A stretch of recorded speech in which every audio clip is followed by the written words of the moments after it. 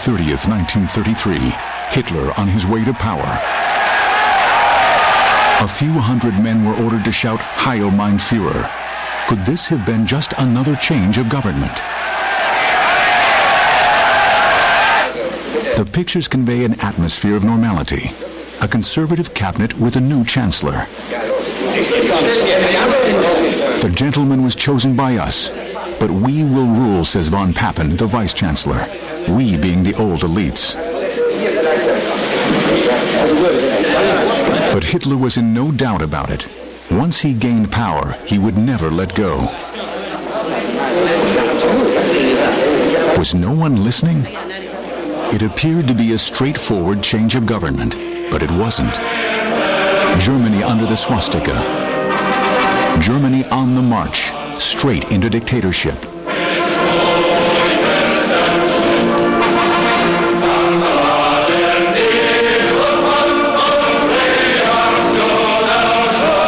Those who did not march in step were hunted down.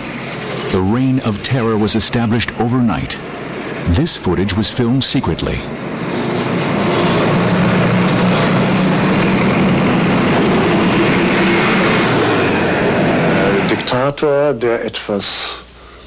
A dictator who understands power, who was prepared to use the necessary brutality and violence, and whose exercise of power had extremely dire consequences.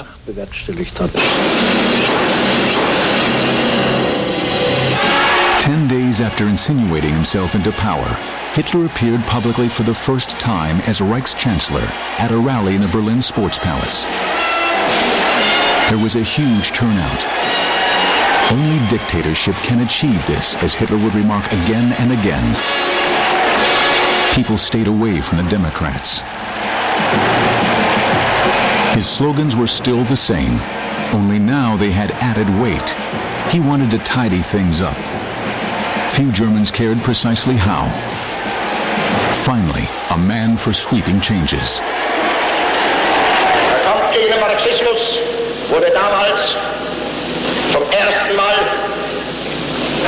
zu einem Kampfziel erhoben.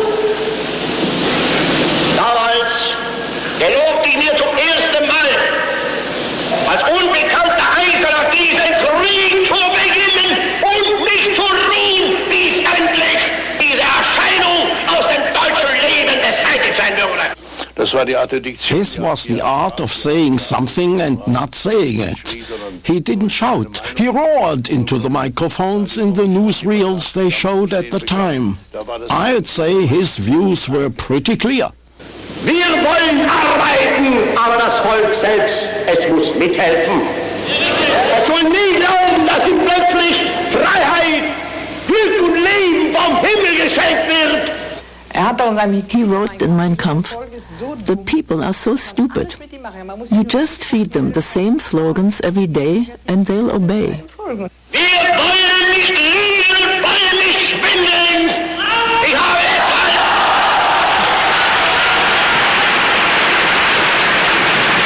Ich habe deshalb es abgelehnt, jemals vor dieses Volk hinzutreten und billige Versprechungen zu geben.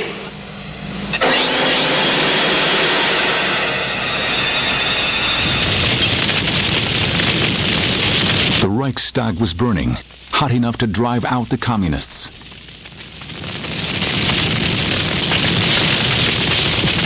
Then books burned in Germany. Later, people. Hitler eliminated political opponents. Carried off into cellars and so-called wild camps, they were tortured and tormented. The majority of the population remained silent. It didn't concern them. For the moment, it only affected others.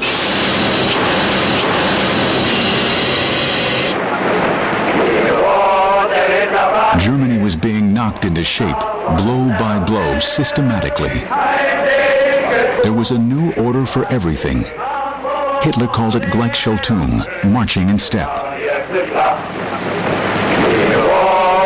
There were no longer basic rights under the law. Freedom of assembly and of the press were repealed. a state of emergency was in force. Revolution from above, terror and a confused sense of things falling apart. Yet another election in March 1933. Hitler wanted a better result, confirmation from the people. Again he appeared as the tireless campaigner. He remained calm. He had resolved, if the election cannot decide it, then the decision will be reached by other means.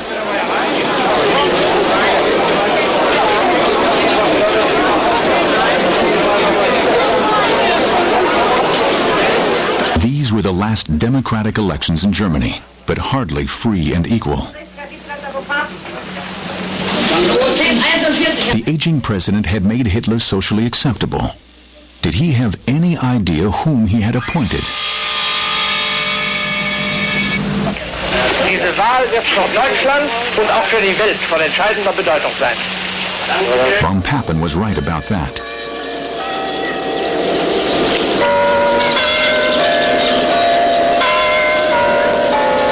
The election did not bring about an absolute majority for Hitler. He said angrily that he wouldn't get rid of the old gang, the conservatives who had given him a hand. A show was put on for the first sitting of the Reichstag in Potsdam.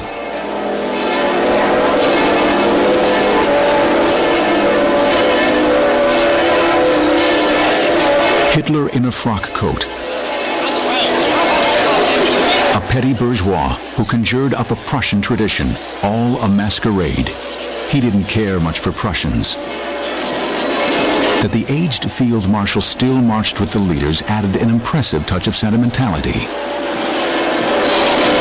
In the venerable Garrison Church, Hitler courted the parliament.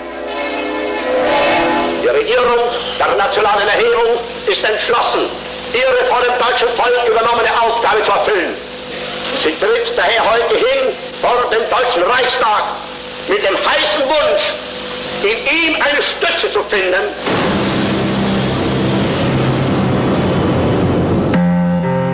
A symbolic handshake. The old and new Germany appeared to be one. This day at Potsdam was a milestone in Hitler's journey to absolute rule. The bourgeoisie had to make peace with him. To me, it was an utter farce. I didn't take it seriously. I saw it for the sham it was.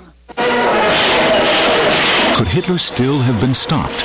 Even critical minds were dazzled.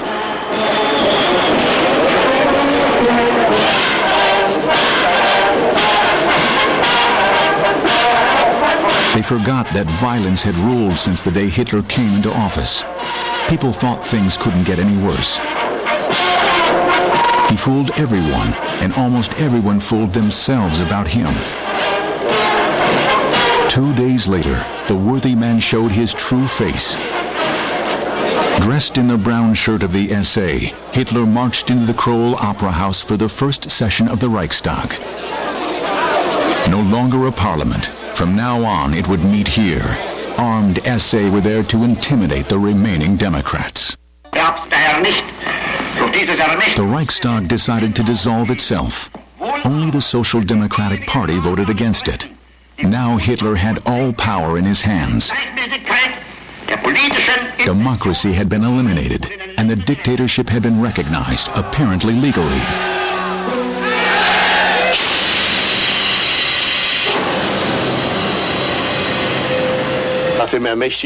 After the Enabling Act was passed, one man clearly had the power to do as he pleased. He was no longer answerable to any authority. He embodied the state, so to speak.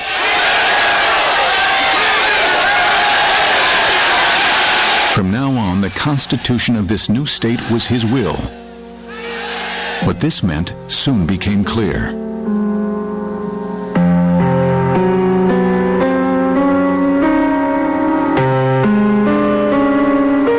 Opponents disappeared en masse to the so-called organized concentration camps. Dachau was the first. Everyone could read the reports in the Völkischer Beobachter of the day in Potsdam, when Hitler promised law and order.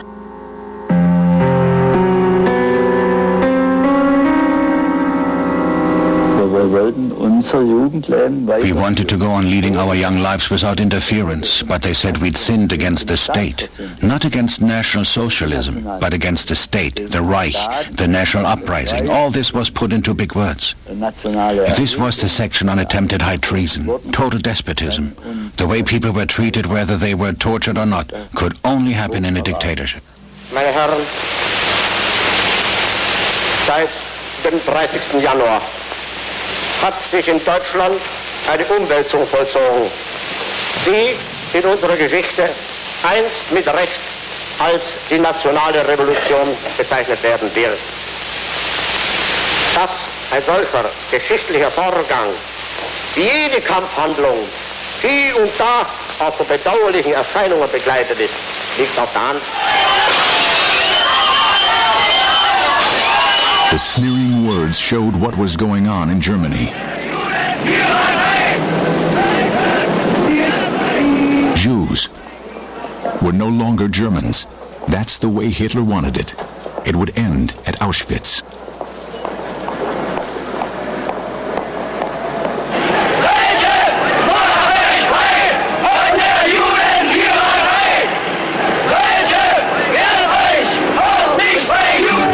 Those who could left Germany before it was too late.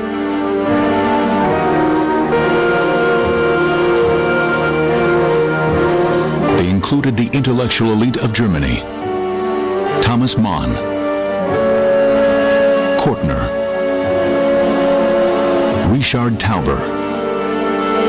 Lubitsch had already left, and Albert Einstein. Now the real Germans were all together. Numbness and utter cynicism. Somehow these feelings complemented one another.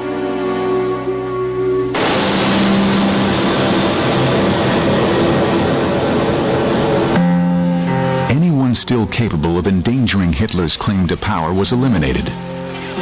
On the outside, he manifested harmony, even with the unions. He, of all people, proclaimed May 1st Labor Day, the national holiday people had wanted for so long. But he had no time for the labor movement. The end of the unions had long been ordained for the next day. Deutsche Volksgenossen und Genossinnen, der Mai ist gekommen.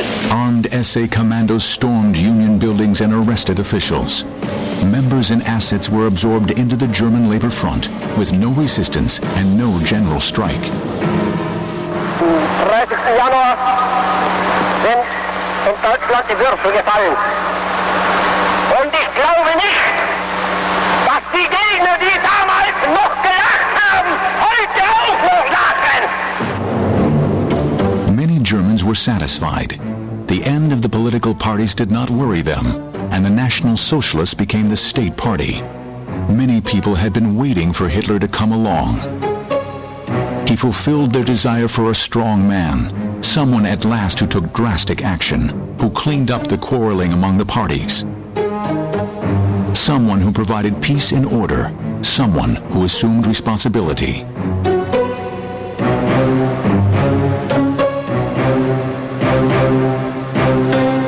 Many Germans did not just tolerate the system, they were part of it. An army of accomplices, officials, snoopers, informers. Who did what, when, and how? The Germans were not just a nation led, but a nation of many little leaders. The spying on one another was certainly not officially ordered, but was willingly carried out and was soon prevalent. People knew how Germans should behave and think, and it was obvious if somebody didn't think like that. One personnel problem remained with Hitler, one from his own ranks. An old friend and fighting companion, Ernst Röhm, chief of the SA, mostly one step behind Hitler. The SA was a 3 million strong army of brawlers who had fought on the streets to secure Hitler's power. After that, his thugs settled some old scores, but the hoped-for rush to power failed to materialize.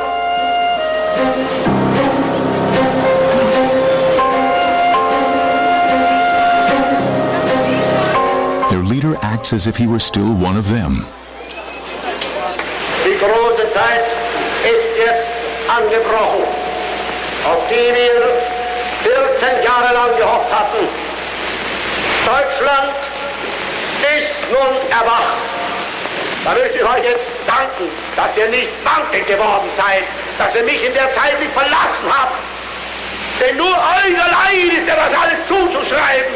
Wenn ihr damals gegangen wärt, niemals wäre Deutschland mehr gerettet worden.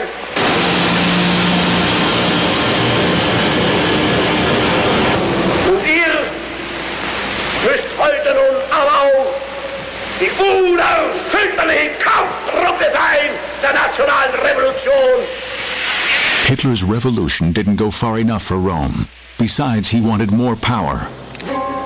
The SA in Reichswehr should be a people's army under his command. Rome's demand became more and more aggressive. The German army command was put on alert. Hitler had to make a decision. It wasn't difficult. He needed the German army command for the war which he had long been planning. Hitler ordered the killing of Rome.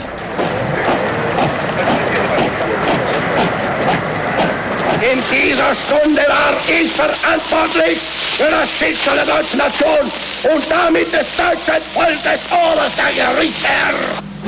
In August 1934, President von Hindenburg died. He had come to like the strong chancellor. Hitler appointed himself head of state. Führer was what he wanted to be called. He now had absolute power. Guten Tag, Herr Reichskanzler, became Heil mein Führer, waving goodbye to the old days with a new German salute. Führer, mein Gott! Ich schwöre, mein Gott! Diesen heiligen Eid! Diesen heiligen Eid! Dass ich dem Führer des Deutschen Reiches und Volkes den Führer des Deutschen Reiches und Volkes Adolf Hitler Der Eid war ein sehr geschicktes Mittel. The oath was a very clear, clever means of building a bridge with the old tradition, and a means of binding some of the hesitant officers, who were strong monarchists, to National Socialism. Für viele, die ihrer Gesinnung nach For many people who would have tended later to join the resistance, I know this from my own experience, the oath was an obstacle they could not overcome. Und dann hat es sicherlich aber auch There certainly were a considerable number of people who used the oath as a form of exoneration, benutzt haben, so they could tell themselves, sagen zu können, ich I can't disobey this man, because I swore the oath. diesen Eid geschworen habe. Führer Adolf Hitler! The oath as thanksgiving for murder. The rival had been eliminated. Soldat! Jederzeit! Für diesen Eid! Mein Leben einzusetzen!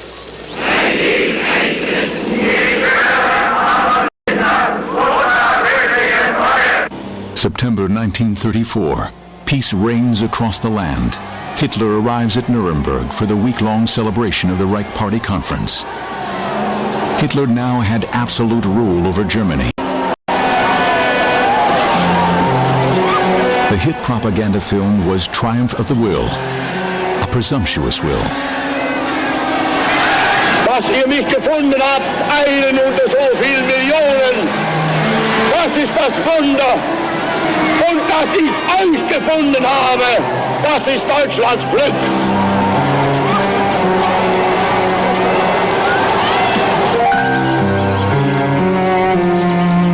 Germany's good fortune was put into uniform. The Germans were gleichgeschaltet, made to toe the line. Hitler covered the country with a network of organizations. It was hardly possible to elude his claims to power. Wo sind hier die Demokratien der anderen Länder? Wo ist es möglich, das Volk und und Regierung in solcher Art ineinander übergehen und neben und beieinander stehen. The show had a name, the Party Conference of the Will. One phrase expressing a program and a concept of the state, the will of the dictator. Nicht der Staat befiehlt uns, sondern wir befehlen den Staat. Nicht der Staat hat uns geschaffen, sondern wir schaffen uns unseren Staat.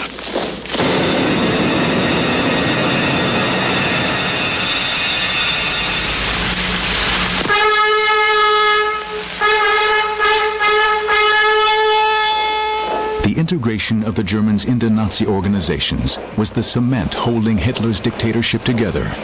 The individual did not count, only the mass. Only one person stood out, the dictator. It was a society marching in step. The new self-esteem wore a uniform. Hitler had to coerce only very few. He gave the people what they most missed, belief that they were great and important.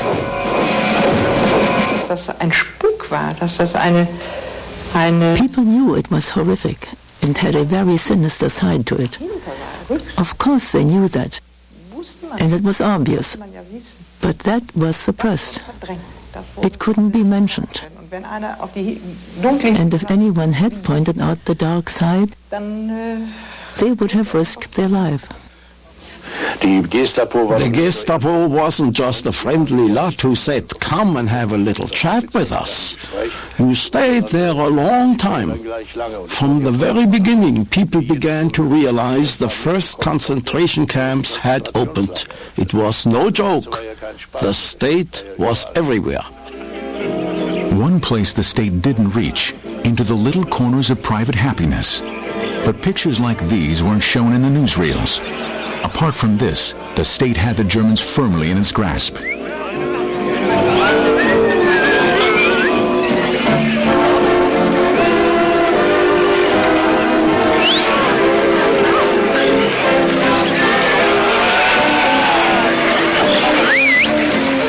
Hitler had the man for the job, Heinrich Himmler, Reichsführer of the SS. His world order troop became the tool of the dictatorship. Von ihnen aus war man ein Nichtmensch, eine Unperson. Und deshalb They saw us as non-human, unpersons. So they gave free rein to their feelings because they'd been drilled and brought up to do so. It was in the interest of the state. Above Himmler, ruler of the shadowy Reich, stood only one man. Ich schwöre dir, Adolf Hitler, gehorsam bis in den Tod. So wahr wir verpfändet.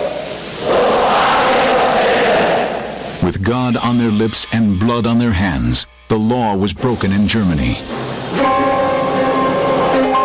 Whoever was capable of endangering the state was snuffed out, shut away. A vague suspicion, a conjecture was enough.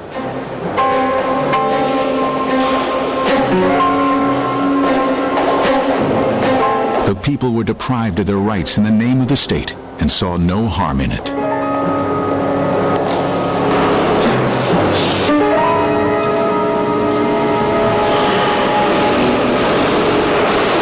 Es ist die Aufgabe der Justiz, mitzuhelfen an der Erhaltung und Sicherung des Volkes vor jenen Elementen, die sich als Asoziale entweder den gemeinsamen Verpflichtungen zu entziehen trachten oder sich an diesen gemeinsamen Interessen versündigen.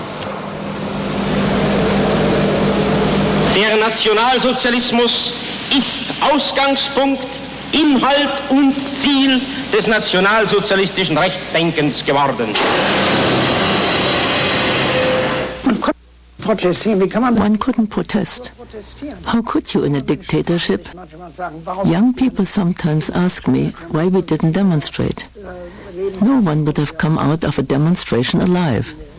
No, one simply couldn't protest. Of course I was afraid. There was an atmosphere of fear at that time. At no time could you really breathe freely and deeply. It wasn't possible. Instead, at every moment you'd think, wait a while. Und wenn ich, mein Führer, Sie hier in unserer Mitte weiß, so möchte ich Ihnen als einer Ihrer ältesten Kameraden sagen, durch die Beziehung des deutschen Volkes zu Ihnen ist zum ersten Mal Liebe zum Führer ein Rechtsbegriff geworden. Wo deutsche Herzen wieder höher schlagen, wo deutsche Arme wieder Rüstung schaffen und deutsche Kinder wieder fröhlich lachen, bist du. Wir tragen dich in unserem Herzen. Du bist der Führer, Deutschlands Retter. Du bist die Treue. Du bist die Liebe, unser Glaube. Ich liebe dich aus Herzensgrund. Dein will ich sein. Dir will ich dienen. Jeden Tag und jede Stunde. Als treuer Kämpfer. Tapferster Soldat. You are watching Hitler, Tyrant of Terror.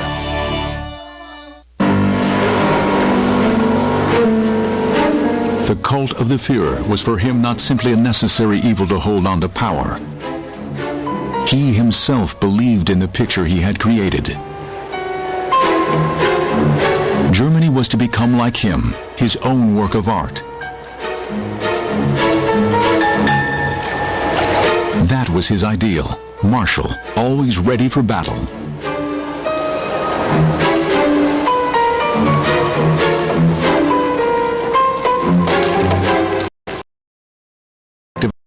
He had models made of his dreams.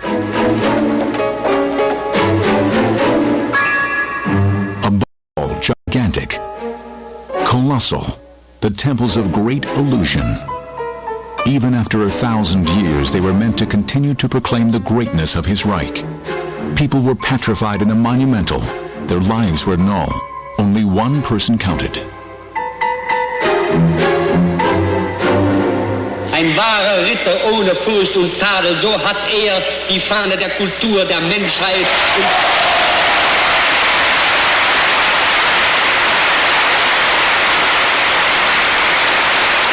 So hat die Fahne der Kultur der Menschheit und der Zivilisation in seine starke Hand genommen und sie erhobenen Hauptes der Drohung und dem Ansturm der Weltrevolution entgegengetragen.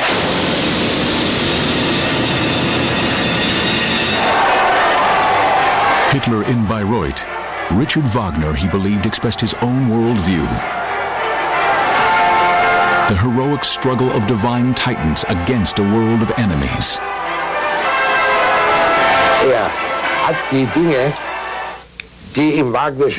He misunderstood those things which Wagner's works express to such an extent that he confused the utopian and dramatic elements and the most impressive moments with reality.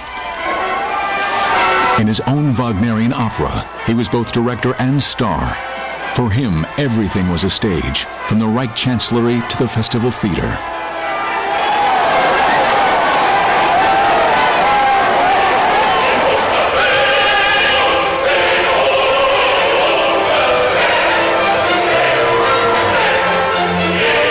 Even in rehearsals, he was assessing standards for his own performance.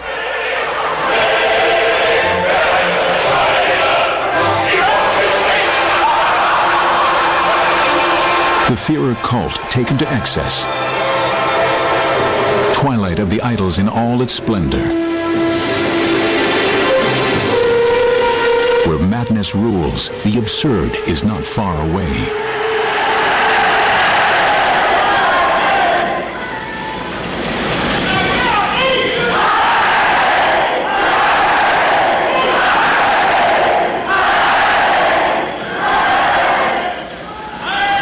Die Partei ist Hitler! Hitler aber ist Deutschland, wie Deutschland Hitler ist!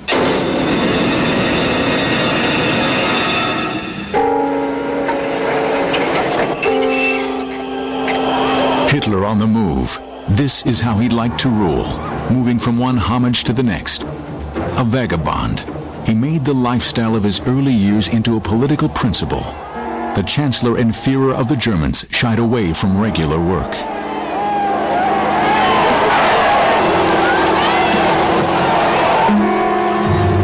The new Reichskanzlery was often deserted. It was built only for him, Adolf Hitler. The dictator didn't think of successors. He took himself to be unique. His desk was only rarely occupied. A single great idea is worth far more than an entire life behind files, he said. So the new cabinet room was merely a museum. The ministers never met here. How could power operate from here?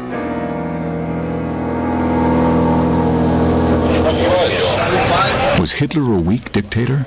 Had he handed the true power over to his henchmen? Increasingly, these golden pheasants of the elite were shaping the dictatorship. Some of them were getting their hands on more than power.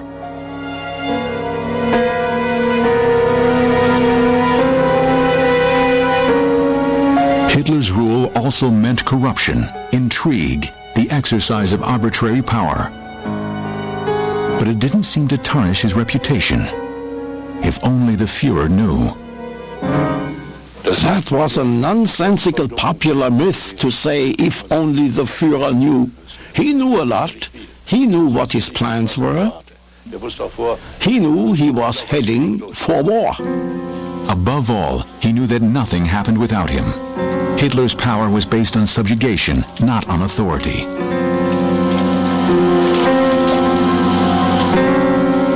Criticism of the Führer was high treason.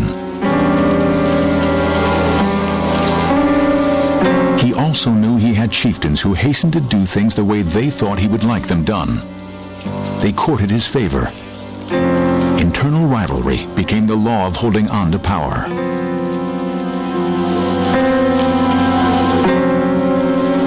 Ohne den Führer ging nichts. It seemed nothing was possible without the Führer. He didn't do it all himself, but nothing worked without him. Divide and rule, that was Hitler's basic law. In the administration, the army, and the party, new positions proliferated. There were more and more officials. Only the dictator held the overgrown body politic together. His orders were corset stays.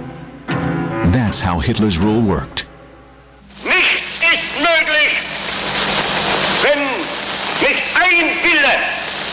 Befiehlt, denn immer die anderen zu gehorchen haben. Von oben beginnend und ganz unten erst endend. Thus, the Führer principle, the core of Nazi rule. The Germans learned it from an early age. The Führer's dictatorship became a dictatorship of upbringing.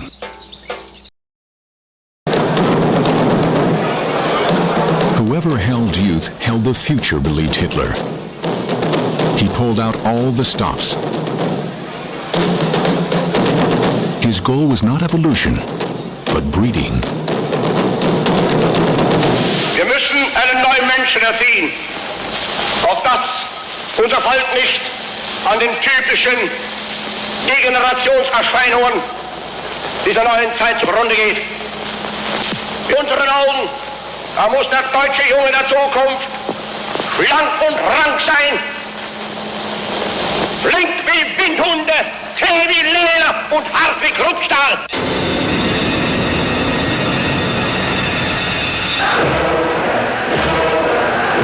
Community, not individuality. Allegiance, not criticism. Devotion, not explanations.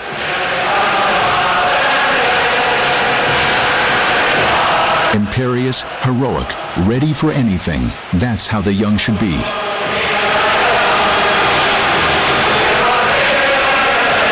Community, not individuality.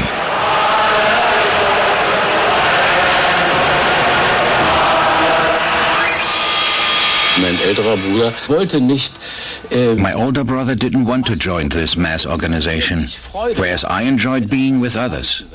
pitting myself against others. That mattered to me more than the ideology which was constantly being preached. But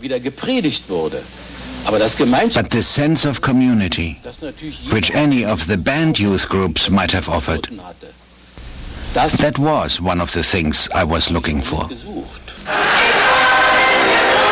A longing for community which the seducer abused. War der Repräsentant des Vaterlandes. He represented the fatherland.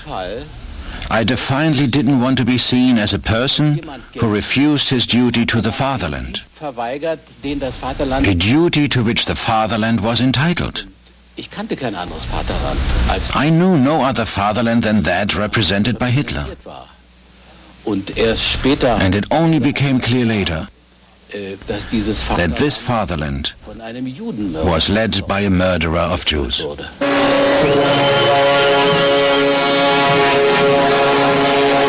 The murderer needed a war for his murderous plan. Germany was arming itself. But not at the cost of consumption.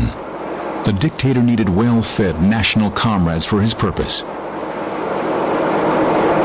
Guns and butter. Armaments on tick. In the end, it was bankruptcy or war. The dictator had made up his mind long ago.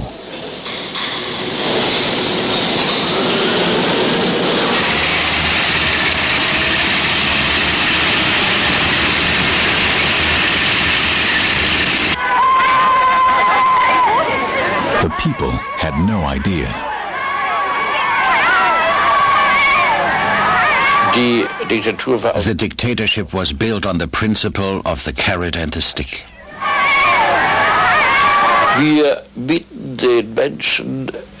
We give people the chance to go to Madeira. They'll get butter and unemployment will fall. Anyone who doesn't obey will be put up against the wall. And one day there will be war and the widow's veil. He was seen as a savior who saved the people from that dreadful hopelessness. Many people put him on a pedestal.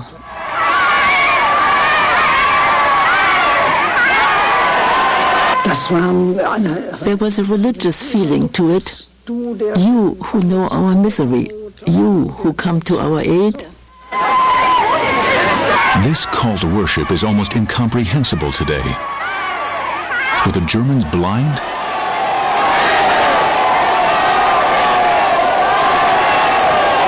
Here only cheering faces can be seen, but they were not the entire population.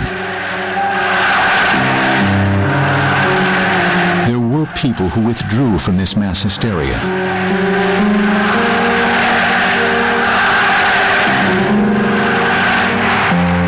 Amid all the cheering, they'd whisper the joke, why do the Germans always say hello by shouting Heil? Because they no longer know what a good day is.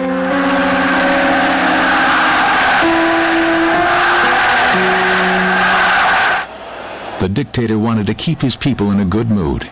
He who wants to hold on to power must allow festivities. The high point was a piece of luck that fell into his lap. The Olympics under his dictatorship.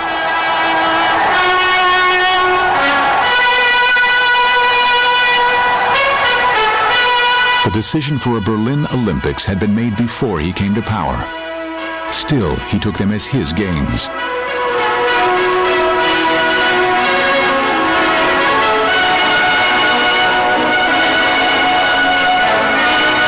Nothing was allowed to spoil the image of the peace-loving ruler, the wolf in sheep's clothing. The deception was perfect.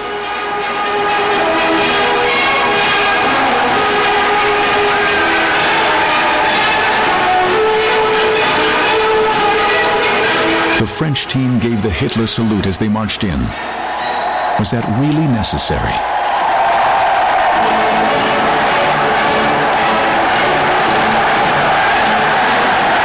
For these people, it was a matter of course. While the world watched a peaceful Germany, Hitler was dictating a directive.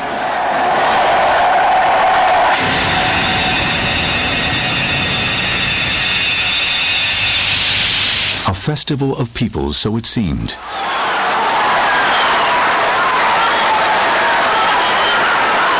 Hitler was angered that the German crowd was enthusiastic about black athletes.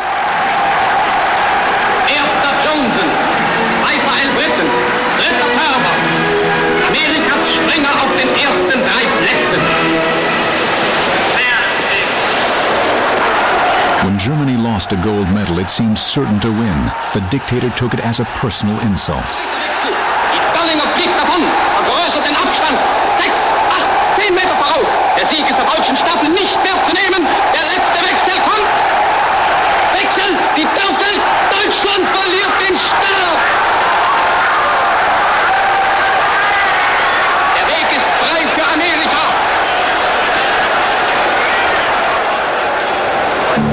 3 years later, the way was clear for Hitler. Now he could do as he pleased with the army.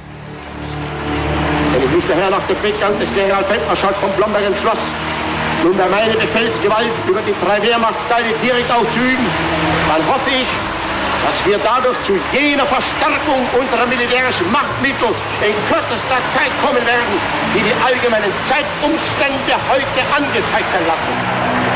The circumstances, meaning war.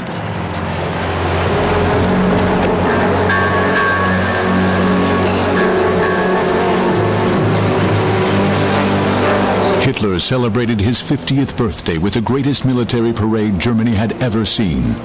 The birthday of an absolute ruler. For him, the people were merely an instrument, bound to his own fate.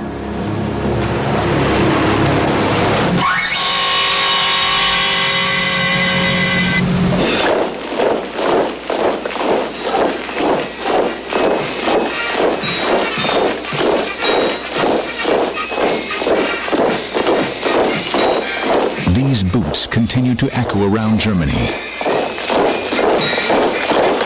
A year later, they marched through half of Europe.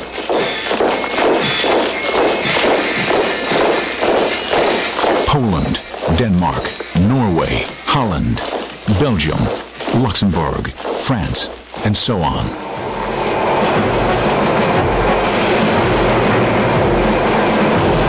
For 4 hours, a stream of military vehicles, tanks, and artillery rolled past the viewing stand.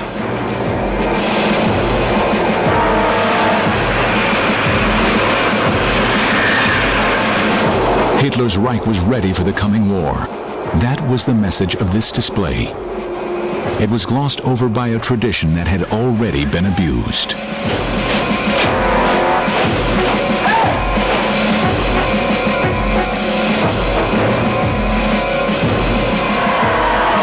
The cheering crowds did not know they were being deceived. They did not know they were being led into war. It no longer had anything to do with their will, only his.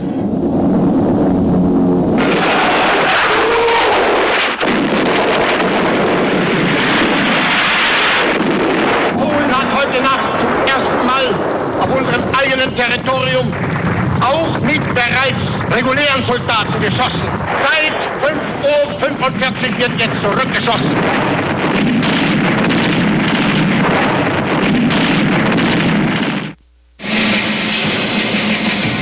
When it came to struggle and death, Hitler reigned supreme.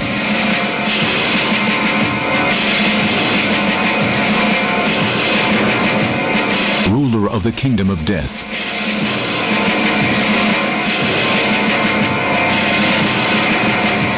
Proclaimer of a murderous Weltanschauung.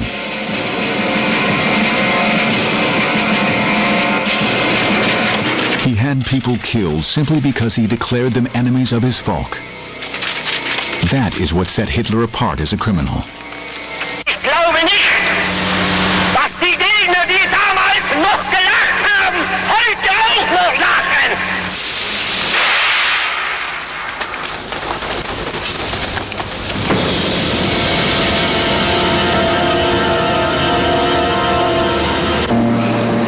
Vienna after the turn of the century. The surface splendor of the metropolis was deceptive. In the shabby milieu of men's hostels, the young Hitler led a wretched life, with no real profession, teetering on the brink of oblivion.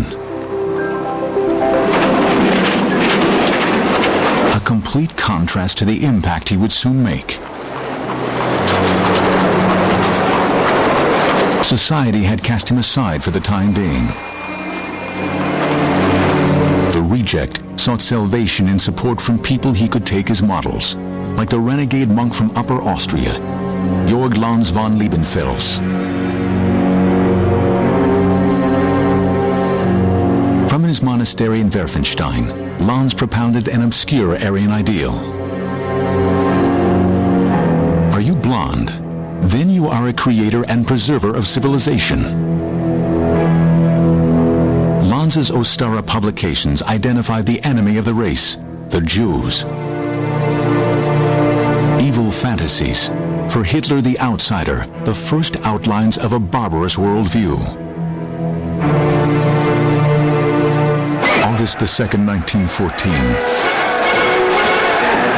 Among the crowd, filmed quite by chance, the happy, excited face of a man who finally knew where he belonged.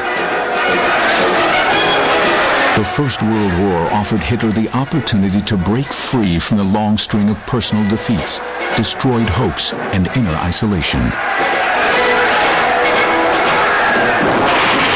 The war, it helped the 25-year-old to flee into the apparent security of a community. 4 years of war left their mark on Hitler's social consciousness. You survive only through brutal self-assertion. Humanitarianism is weakness. Coldness is strength. With this lesson, Hitler returned from the war.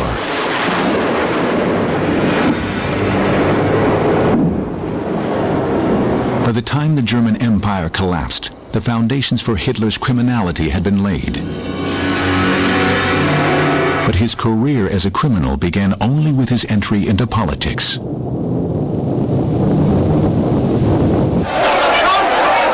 A scene from the summer of 1919. The man stepping out from the crowd on the left is Adolf Hitler.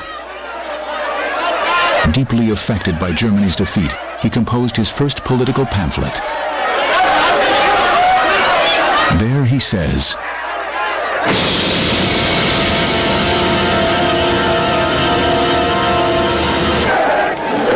for Hitler, all Jews were traitors to their fatherland, to be blamed for its collapse, to be blamed above all for that treacherous death blow to the old order, the November Revolution. Munich revolutionaries such as Ernst Musan, Kurt Eisner, Ernst Toller. To him, these Jews were the poison that is eating away at our people. The foundation for Hitler's Weltanschauung was laid 4 years later in Landsberg prison after his failed beer hall putsch of November 1923. Here he dictated Mein Kampf to Rudolf Hess. According to Hitler, it was the historic vision of future events, a detailed guide to state-sanctioned criminality, contempt for democracy and humanity, glorification of war, nationalistic intolerance, hatred of the Jews. In this book, Hitler set out the full range of his obsessions and dark symbolism. The author revealed himself as a future mass murderer. If at the beginning of the war and during the war we had subjected 12 or 15,000 of these Hebrew corrupters of the people to poison gas, just as hundreds of thousands of our finest German workers of all classes and professions had to suffer on the battlefield, the sacrifice made at the front by millions of our people would not have been in vain. In the mid-1920s, many German Jews were convinced that their time as second-class citizens was over. The Weimar Constitution guaranteed them freedom and equality, and they identified with this state which had integrated them so unconditionally. At the time we said often enough, look, being Jewish is just a religion. It's nothing more than that. Many people couldn't understand that. Are you German or are you Jewish? that you could be both? They seemed unable to understand that. Many Jews were patriots, firmly rooted in the German culture and society. Many sealed their emancipation with marriages to Christians, more than 50% before Hitler came to power. Loyalty to everything that was German, even the hijinks. Many German Jews wanted to be Germans first, then Jews. But this man had other ideas.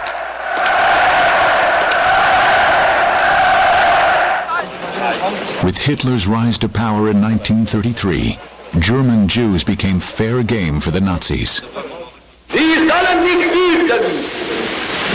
Einmal wird unsere Geduld zu Ende sein und dann wird den Juden das freche Lügenmaul gestopft werden. His Führer turned that threat into action. At this stage, Hitler still wanted to use legal means to force the Jews out of Germany. It was 0 hour for the criminal. Step 1. A temporary boycott of Jewish businesses. Hitler appointed the Jew-hater, Julius Streicher, stage manager of the campaign. Ein Volk, das nicht auf die Reinheit seiner Rasse hält, geht zugrunde. The Jews defamed in Streicher's smear sheet Stormer were not the only victims of persecution.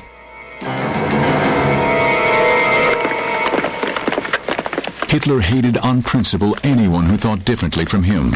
Communists, social democrats, homosexuals, gypsies, and Jehovah's Witnesses.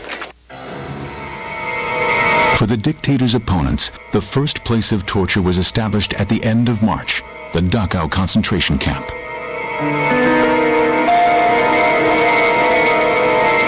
The agents of terror were the SA and SS. Hitler made them the legal enforcers of his policy without justice. The concentration camp, known as an institute of re-education. It was the seed of later mass extermination.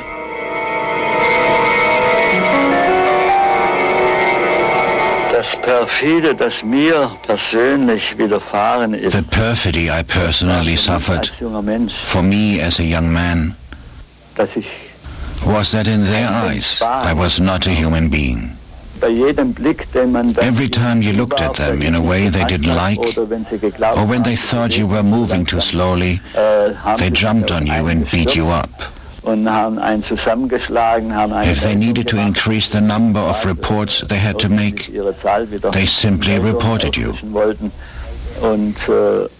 You always had the feeling that any of these SS people could murder you one day, because they were all unpredictable. The man who unleashed all this criminal energy showed his true colors when dealing with supposed opponents from his own ranks. Hitler made murder an instrument of government policy. In the early morning of June the 30th, 1934, at Bad Wiessee, Operation Hummingbird was led against Ernst Röhm, head of the SA stormtroopers, by none other than the Führer himself. 7:10, SS men opened the door to the stairway of the Hanselbauer Hotel. Hitler storms up the stairs to the first floor. Flanked by the SS, he searches Röhm's room, number 31. Half asleep, the SA chief recognizes the man standing in front of him. "Out," shouts Hitler. "I'm arresting you for high treason."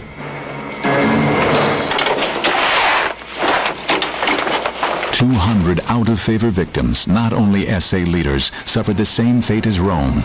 They were liquidated and the killing subsequently declared lawful." Only now was his seizure of power complete.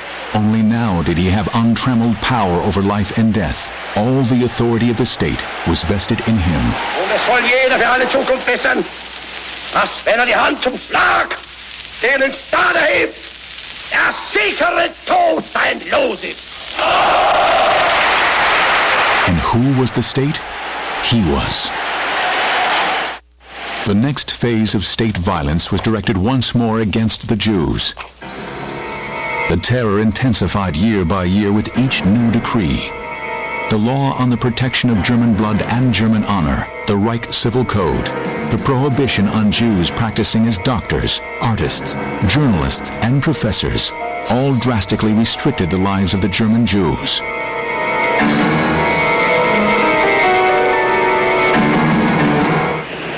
German versus Jewish. In everyday life, people became increasingly forced to distance themselves from their Jewish neighbors.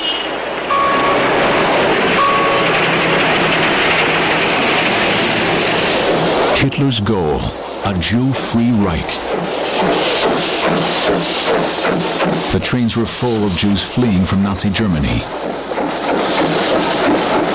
By the beginning of 1938, more than a quarter of them had left their homeland. It was a lot, but not enough for Hitler.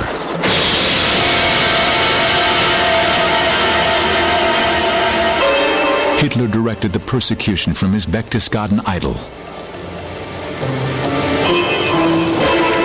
He gave only spoken instructions to his henchmen. Nothing was put in writing. Thus, Hitler himself never appeared personally responsible. Vienna's Jewish quarter. About 180,000 people lived here, a tenth of the population.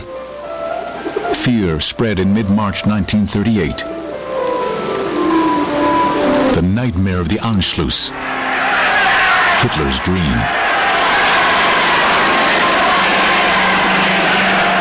Triumphal entry into the city, scene of his greatest defeats 3 decades earlier, the place where the seed for his hatred of the Jews had been sown.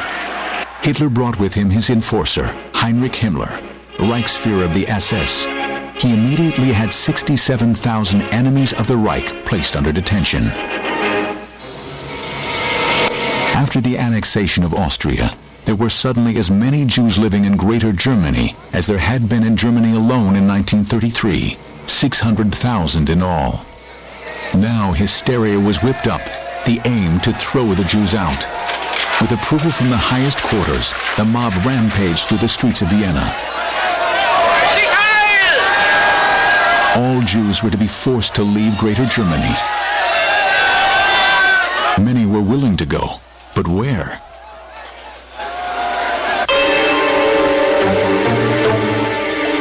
He just wanted them gone. He didn't care how or where.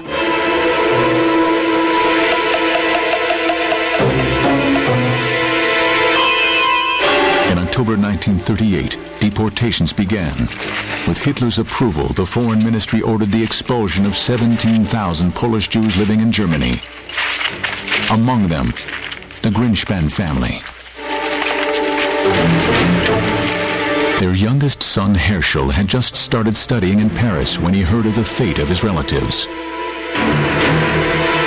In his fury, he acquired a revolver, gained admission to the German embassy, and shot dead the embassy secretary, Ernst von Rath.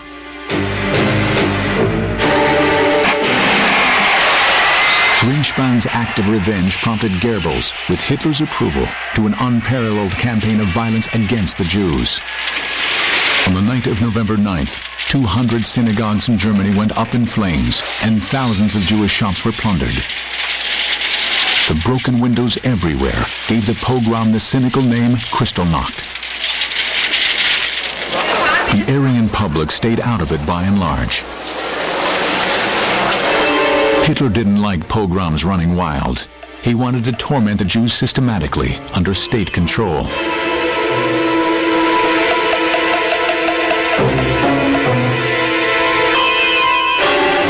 He put Hermann Goering in charge of the official persecution of the Jews.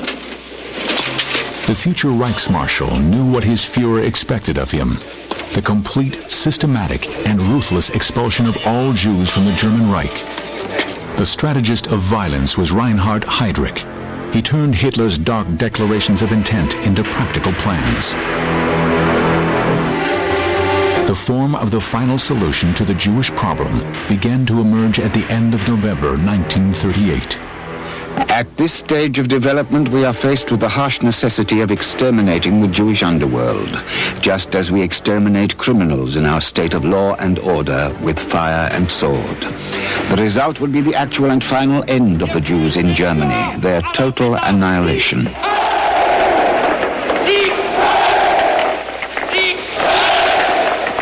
Hitler's impatience found its first public expression in a speech to the Reichstag with far-reaching effects. Wenn es dem internationalen Finanzjudentum in und außerhalb Europas gelingen sollte, die Völker noch einmal in einen Weltkrieg zu stürzen, dann wird das Ergebnis nicht der Sieg des Judentums sein, sondern die Vernichtung der jüdischen Rasse in Europa. Now the connection between war and their extermination was patently obvious to every last German Jew. What most of his contemporaries dismissed as one of Hitler's mad assertions became practicable at the beginning of 1939. What nobody knew, in an address to the Army's group commanders, Hitler went one step further. The next struggle will be a war purely of Weltanschauung, that is, intentionally, a war of folk and race. Hitler's curse first came down on the Jews of Czechoslovakia. After the collapse of the Munich Pact, they were deported in the thousands. Anyone who saw any chance of getting out in the summer of 1939 fled. A particularly tragic chapter was the Odyssey of the St. Louis, a steamer to freedom headed for Havana with 1,000 passengers on board. Hopes of a new life with dearly bought visas and 10 Reichmarks in their pockets. When we left Hamburg, there was a band on the quayside playing Must I Leave, the old familiar towns. My parents had tears in their eyes. For me, it was a great joy to be leaving Germany, to be starting a new life. Hitler was relaxing in his Alpine home. In a few weeks, there would be war. Meantime, the St. Louis was heading for Cuba. In Havana, a nasty surprise awaited the passengers. They were not allowed to disembark. Relatives who had come to the port could do nothing for their loved ones.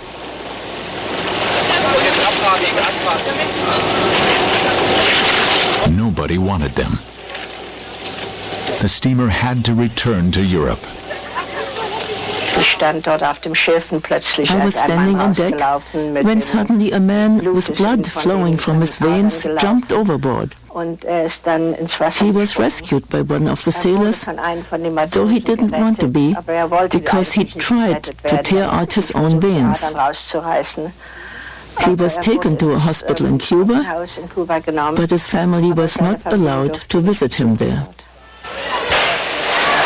The 1,000 homeless Jews returned to a trap. In Antwerp, their odyssey was over for the time being, but they had not escaped. 80% of these people would not survive the year 1945. The war began and concealed the injustice.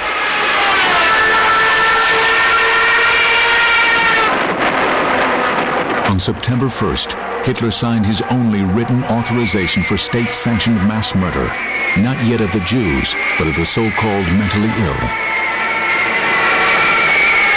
Euthanasia, they called it, really eugenics, the eradication of lives unfit for living.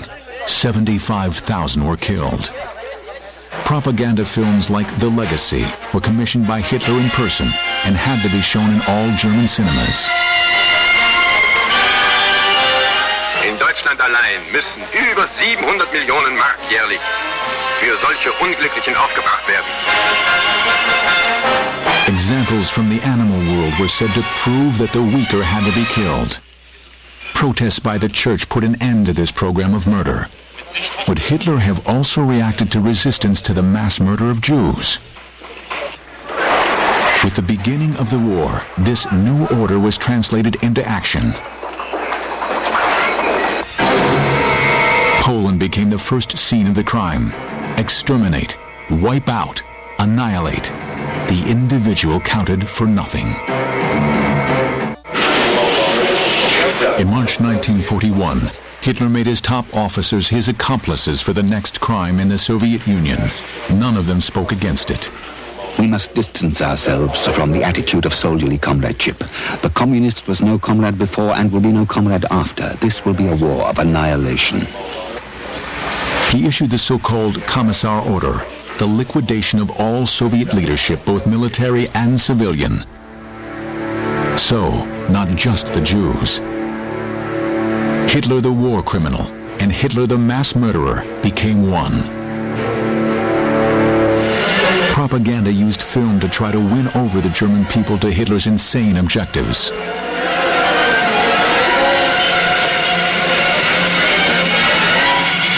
Sie sind hinterlistig, feige und grausam und treten meist in großen Scharen auf. Sie stellen unter den Tieren das Element der heimtückischen, unterirdischen Zerstörung dar. Nicht anders als die Juden unter den Menschen. The propaganda implicitly points to genocide, but that had not been decided yet.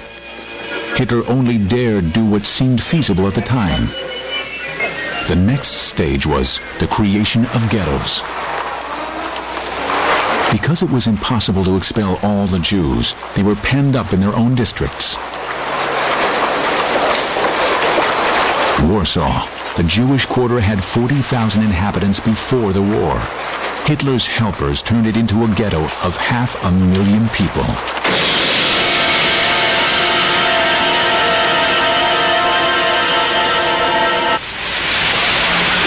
In October 1940, the ghetto was walled in because of the alleged danger of epidemics.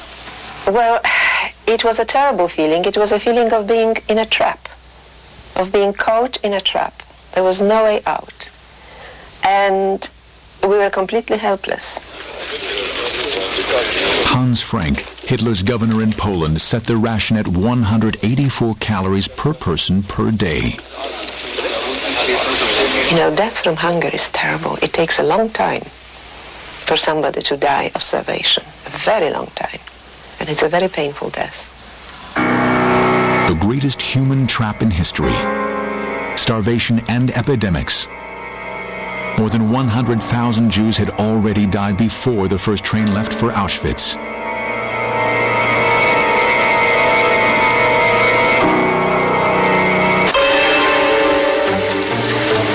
In the spring of 1941, Hitler withdrew to his mountain idyll.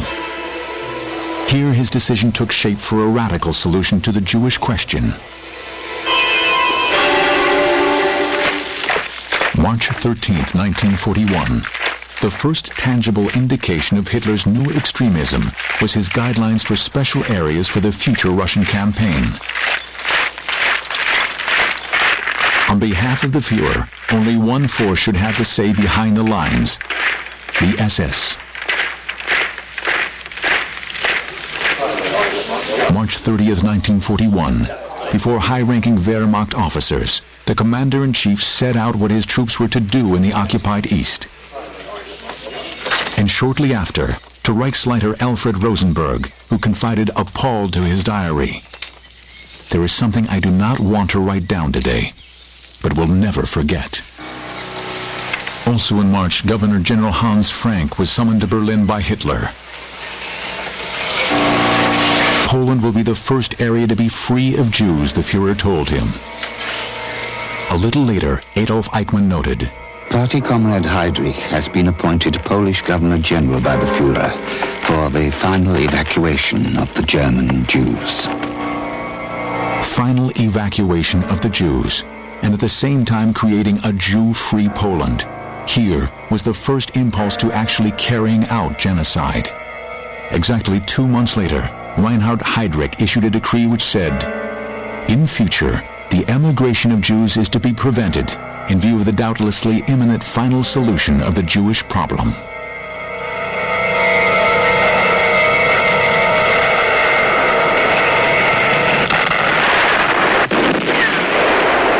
Hitler broke his pact with Stalin on June 22nd. The army's rapid advance accelerated the start and extent of the mass destruction. Hitler's order to kill initially referred only to the Jewish Bolshevist functionaries. But by July 1941, all the Jews in the East were on the hit list. Hitler wanted genocide, but it had to be systematic. The first documented indication is an instruction from Goering on July 31st, 1941. He authorized Heydrich to make all necessary organizational, practical, and material preparations for a complete solution of the Jewish question in the area of German influence in Europe.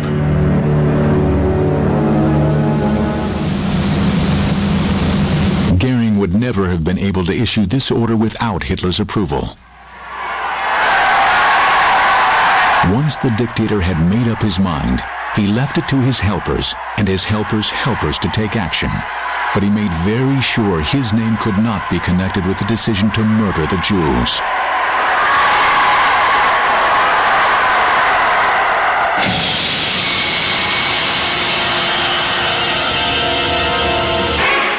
The so-called final solution posed an organizational challenge. Hitler's obedient henchmen took care of the choice of murder sites, the methods of killing, and the ways of covering it up.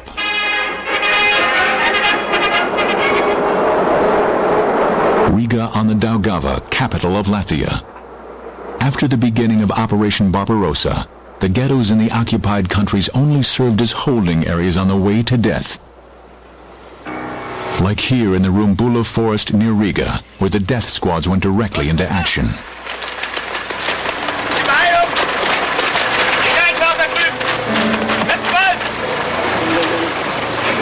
Beginning in autumn 1941, mass executions were intended to solve the Jewish question on the spot. In one of the biggest single massacres, on one November day, more than 15,000 men, women, and children were murdered.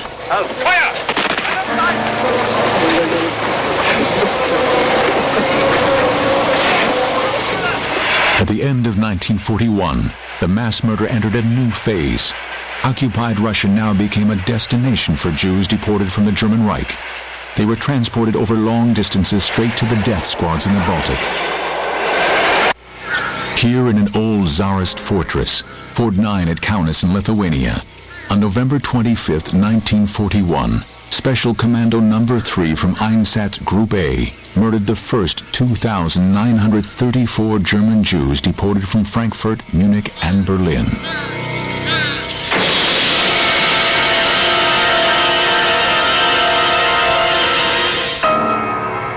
Also involved in the crimes, the German Wehrmacht. The SD and the Einsatzgruppen killing squads went to the front as well and left a gap behind them. And because they didn't have enough men to kill the planned number of Jews, the Wehrmacht helped make up the numbers. As far as this whole matter is concerned, one should protest very strongly against clever generalization when placing the blame, in other words, blaming all former Wehrmacht members. That's wrong in every way, and what's more, it humiliates and degrades almost every soldier.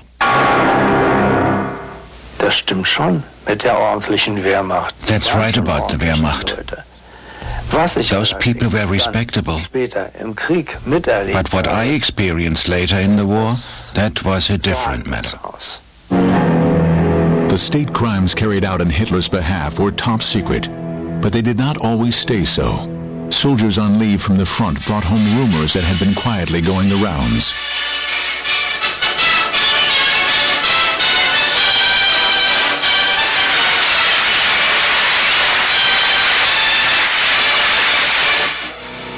Soon the murderers reached the limit of their capacity.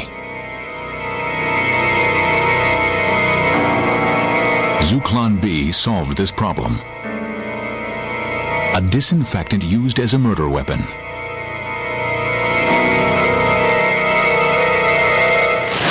When the goal of Lebensraum in the East was on the verge of failure, events came to a head.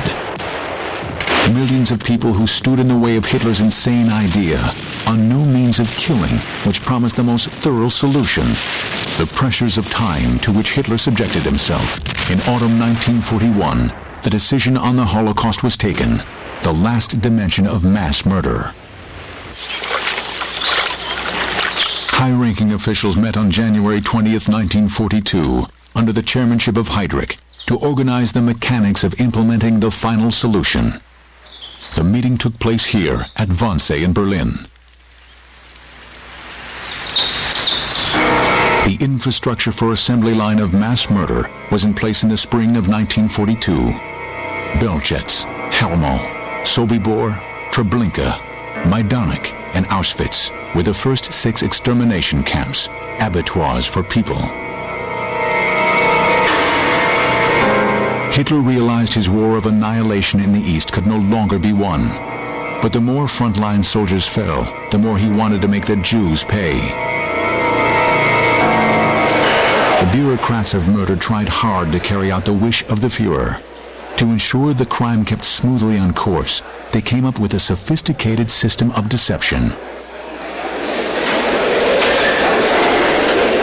Every day, the Jewish councils had to meet a quota of 6,000 people for relocation, as it was officially called. The train went directly from the station to the death factories for labor deployment, as it was known in an SS euphemism.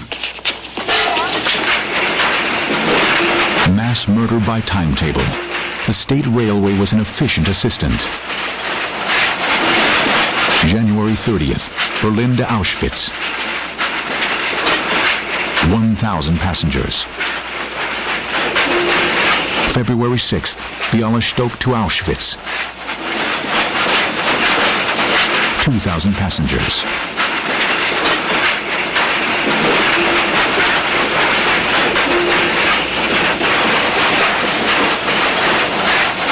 The prices were fixed, 4 pfennigs per passenger per kilometer. One-way ticket, no return. In mid-1943, Himmler demanded even more goods trains. He got them.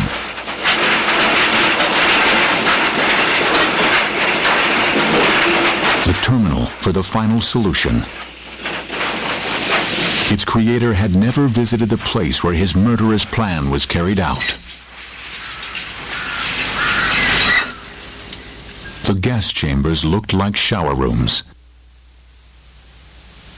The people were advised to remove their clothing and remember the number on the hook so they could find their things again later. The people went in laughing and asked where they were, and we had to remain silent. We weren't to say what was about to happen. The deception worked right up to the last moment.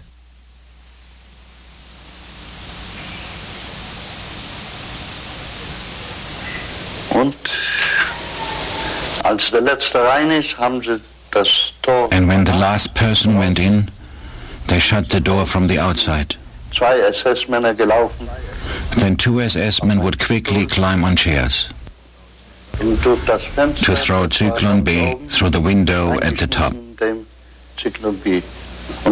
And straight away we heard the cries. They lasted 10 to 15 minutes.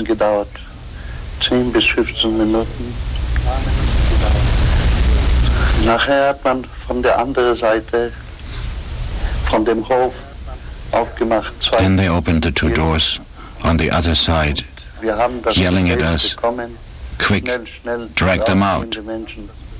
Im Krematorium konnte man nicht so viel. The crematorium wasn't big. Man nur einen Tag 1000. It could only incinerate 1,000 people a day. Und die Gruben hat man 15. In the 3 pits, they incinerated 15,000 people. Das war sehr lange Gruben. These pits were very long, maybe 6 to 8 meters und breit, by about 2 meters wide. And they threw 1,000 people at a time into these pits. It took about 30 minutes to burn them completely, or almost completely. There were still hands or feet that had fallen down their sides. They had to be put back on the fire. Nothing was to remain of the people, just a little ash. Anyone not sent straight to the gas chamber was exploited as a slave laborer. Their useful value to the German armaments industry was calculated exactly by the SS. Life expectancy, 9 months. Revenue from hiring, 6 marks per day. Deduction for accommodation and food, 60 pfennigs a day. 1,631 Reichsmarks. That's the profit a slave laborer generated. One more way to finance the war. At the end of 1942, Hitler set aside the mask of public reticence. To party functionaries in the Lowenbrau Beer Hall in Munich, he declared, Sie werden sich nur erinnern an die Reichstagssitzung, in der ich erklärte, wenn das Judentum sich etwa einbildet, einen internationalen Weltkrieg zur Ausrottung der europäischen Rassen herbeiführen zu können, dann wird das Ergebnis nicht die Ausrottung der europäischen Rassen, sondern die Ausrottung des Judentums in Europa sein. Stalingrad, the beginning of the end for his criminal megalomania. The road to defeat was already mapped out. For the Jews, nothing changed, with the massacres continuing on a daily basis. If anything, Hitler's military defeats increased his will to destroy.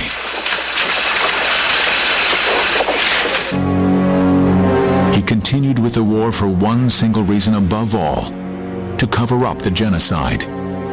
Hitler's reward in defeat was to be the extermination of all Jews. As the Soviet troops marched on, unchecked towards the west, Hitler instructed his henchmen to destroy all traces of earlier mass murders. Like here, in a forest near Vilnius, concentration camp inmates were forced to dig up the bodies of victims of the firing squads, work that lasted 2 years. More than 2 million corpses were subsequently incinerated.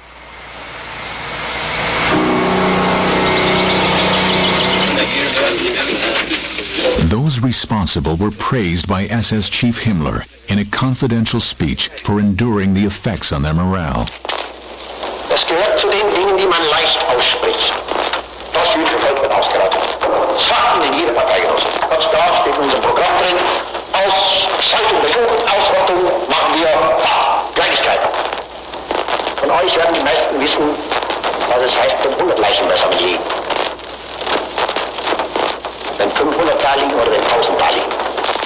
Und dies durchgehalten zu haben. Und dabei, abgesehen von menschlichen Ausnahmeschwächen, anständig geblieben zu sein, hat uns hart gemacht und ist ein niemals genanntes und niemals zu nennendes Ruhmesblatt. What did people in Germany know? What did we know of the concentration camps? Had anyone said Jews were being gassed, I'd have spat in his face. Mensch, das hat sich doch kein Mensch vorstellen können, dass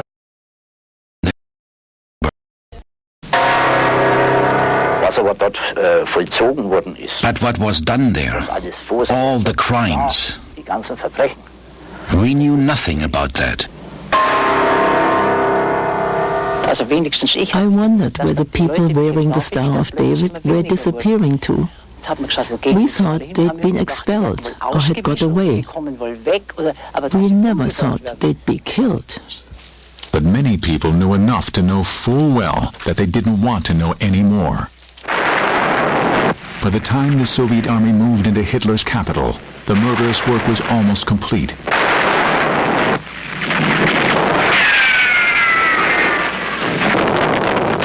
In his last weeks, the dictator held forth about war, Lebensraum, and the racial policy.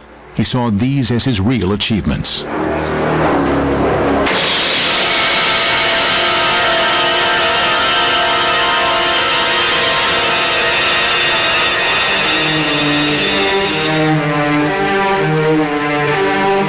But in the closing phases of the war, it was not only against the Jews that Hitler's fanatical desire for destruction was directed. The Führer's last mass murder campaign was aimed at the Germans themselves. His people, who had ruined his destined role as a conqueror of the world and proved to be unworthy of their mission. Hitler's death sentence.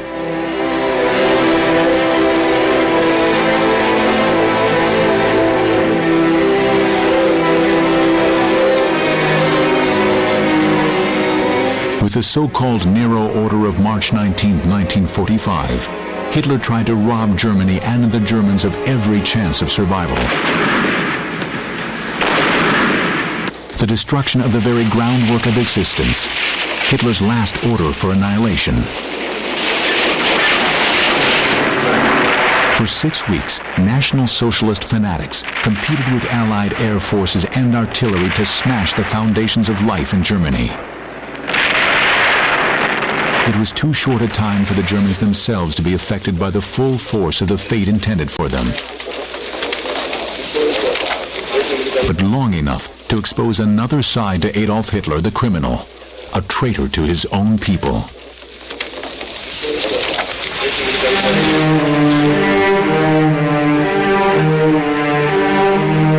Traitor and criminal. The traces of Hitler's violence are still to be found everywhere. The genocide of the Second World War. That was his decision. But it could only have been carried out with the help of thousands and thousands of accomplices.